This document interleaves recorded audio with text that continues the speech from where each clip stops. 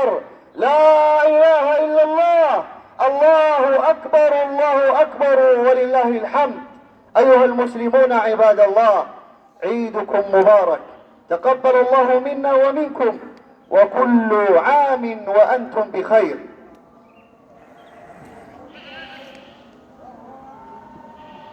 هذا هو يوم عيد النحر، يوم الأضحى المبارك، أعظم الأيام عند الله، يوم عظيم من أيام الله، بل هو أعظم أيام الله تعالى. فاشكروا الله عباد الله على هذه النعمة، هذا اليوم الذي يتقرب فيه المتقربون ويضحي فيه المضحون قربة وطاعة لله تعالى.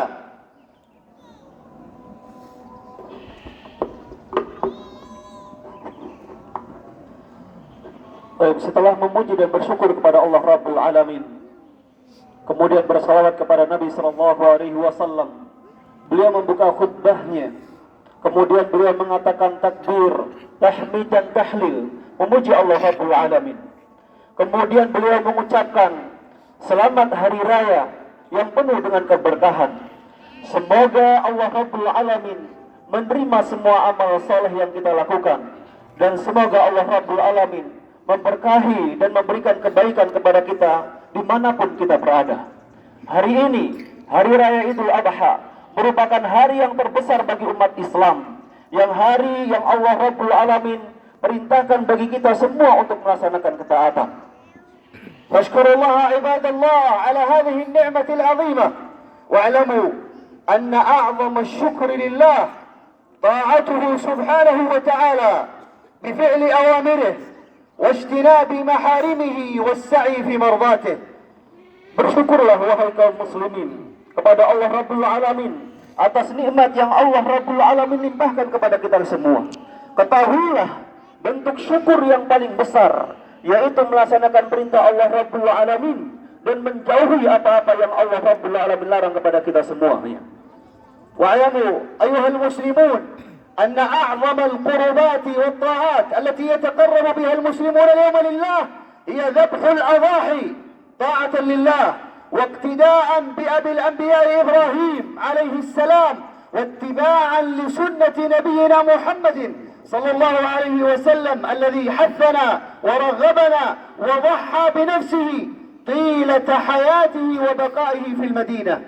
Ketahuilah bentuk mendekatkan diri kepada Allah Rabbul Alamin yang paling besar adalah melaksanakan perintah Allah Rabbul Alamin di hari yang mulia ini. Salah satu perintah yang diperintahkan oleh Allah Rabbul Alamin di hari yang mulia ini, di Idul Adha, adalah berkurban, yaitu menyembelih hewan kurban, menteladani Nabiuna Ibrahim alaihi salam, dan juga menteladani mengikuti sunnah Nabi sallallahu alaihi wasallam, yang mana beliau sallallahu alaihi wasallam senantiasa berkurban sepanjang hayatnya. Wa'lamu ibadallah واعلموا عباد الله أن الأضحية ليس المقصود منها الطعام واللحم ولا العادة والمفاخرة، وإنما الأضحية عبودية وطاعة وشكر لله تعالى. لذلك يقول ربنا تعالى لن ينال الله لحومها ولا دماؤها ولكن يناله التقوى منكم. الأضحية دليل المحبة والطاعة والعبودية لله تعالى، فالله تعالى قرنها مع أعظم أركان الإسلام بعد الشهادتين وهي الصلاة، فقال ربنا سبحانه فصل لربك وانحر، وقال إن صلاتي ونسكي ومحياي ومماتي لله رب العالمين. Berkurban disyariatkan bukan hanya untuk sekedar makan-makan, bercanda ria dan bermewah-mewahan. Akan tetapi disyariatkan berkurban mengandung hikmah yang sangat besar, sebagai wujud ketakwaan kepada Allah Rabbul Alamin dan peribadatan kita kepada Allah Rabbul Alamin. Allah Rabbul Alamin berfirman, "La yanalallaha luhumuha wala dima'uha, walakin yanaluhu taqwa minkum." Tidak, Allah Rabbul Alamin tidak menerima dari daging-daging dan darah-darah yang kalian sembelih, tetapi Allah Rabbul Alamin menerima ketakwaan dari kalian semua. Berkurban merupakan bentuk ibadah dan ketaatan kepada Allah Allah Rabbul Alamin. Nikmat yang Allah Rabbul Alamin berikan kepada kita harus disyukuri. Dan Allah Rabbul Alamin menggandingkan syariat berkurban dengan salat. Sebagaimana Allah Rabbul Alamin berfirman, "Fasholli li rabbika wanhar." Salatlah dan berkurbanlah karena Allah Rabbul Alamin. Dan juga Allah Rabbul Alamin berfirman, "Inna salati wa nusuki wa mahyaya wa mamati lillahi rabbil alamin." Sesungguhnya salatku, nusukku, ibadahku hanya untuk Allah Rabbul Alamin. Nabiullah Ibrahim alaihi salam kabara fi sinni wa ma razaqahu Allahu walad. فدعا ربه أن يرزقه ولدا فرزقه إسماعيل أحبه حبا عظيما فجاءه الاختبار من الله يا إبراهيم اذبح ولدك إسماعيل استجاب إبراهيم وامتثل وما ناقش وما تردد وأخذ ولده إسماعيل للقربان وكبر فجاءه النداء من الله وفاز إبراهيم وجاءته البشرى وفديناه بذبح عظيم. Nabi Ibrahim alaihissalam sampai usia senja belum dikaruniai seorang anak. Kemudian beliau berdoa kepada Allah Rabbul Alamin untuk diberikan seorang anak. Kemudian Allah Rabbul Alamin menganugerahkan kepadanya anak yang saleh, yang mana beliau beri nama Ismail. Nabi Ismail sangat mencintainya. Kemudian Allah Rabbul Alamin menguji kecintaannya kepada anaknya dan juga ketaatannya kepada Allah Rabbul Alamin dengan diperintahkan Nabi Ibrahim alaihissalam untuk menyembelih anaknya Ismail sebagai wujud ketaatan kepada Allah Rabbul Alamin. Ketika Nabi Ibrahim alaihissalam hendak melaksanakan perintah Allah dengan penuh keyakinan tanpa ada keraguan di dalamnya, Allah Rabbul Alamin menyambutnya dengan seruan, wa fadainahu bidibhin nadim. Ketika pisau telah di leher Nabi Ismail, Allah Rabbul Alamin mengatakan, wa fadainahu bidibhin nadim, digantikan oleh Allah Rabbul Alamin dengan sembelihan yang agung, dengan seekor domba.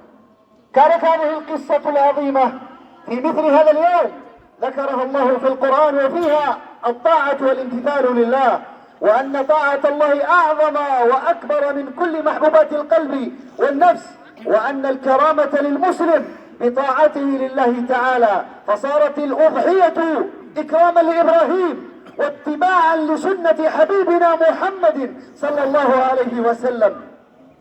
Kisah ini menunjukkan kepada kita semua tentang pentingnya mengikuti perintah Allah dan menyukai perintah tersebut, meskipun perintah tersebut terkadang sangat memberatkan bagi kita semua. Sebagaimana kisah Nabi Ibrahim yang mana beliau merindukan seorang anak, tetapi Allah Rabbul Alamin menyuruhnya untuk menyembelih Nabi Ibrahim alaihissalam dan Nabi Ismail alaihissalam. Mereka melaksanakan perintah Allah. Wa may yuti'illaha wa rasulahu faqad faza fawzan 'azima. Ketahuilah dengan mentaati Allah dan Rasulnya, ini merupakan keberuntungan yang sangat besar bagi kita semuanya. Ayuhal muslimun, al-'idu ibadah wa syari'atun lillahi 'azimah. Fa'idul fitr ya'ti ba'da rukn as-siyam wa 'idul adha ya'ti ma'al hajj. Fa'idul muslimina tauhid wa qurba wa sila wa rahmah wa dhikr. وأعياد غير المسلمين شرك ومعصية. الحمد لله على نعمة الإسلام. أيها المسلمون, disyariatkan oleh Allah Rabbul Alamin Aid bagi kaum muslimin, yaitu Idul Fitri setelah pelaksanaan ibadah puasa. Sedangkan Idul Adha datang setelah Allah Rabbul Alamin syariatkan jamaah haji untuk wukuf di Arafah.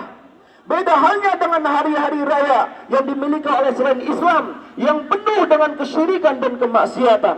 Oleh sebab itu, mari kita isi hari-hari yang penuh berkah ini, hari-hari Idul Adha kita, dengan memperbanyak takbir, tahmid, tahlid, mentauhidkan Allah Rabbul Alamin dan berzikir dan beribadah hanya kepadanya.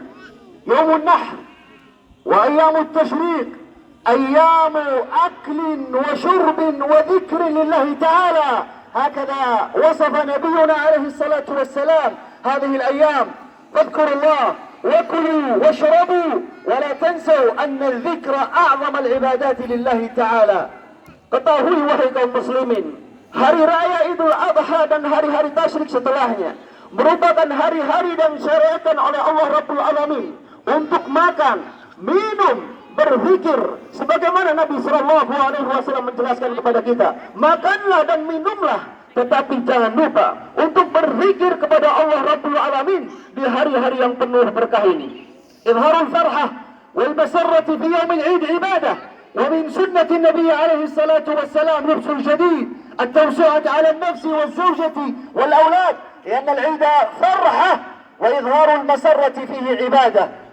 Ketahui wahai kaum muslimin, kebahagiaan dan memperlihatkan kebahagiaan di hari yang penuh berkah ini merupakan ibadah.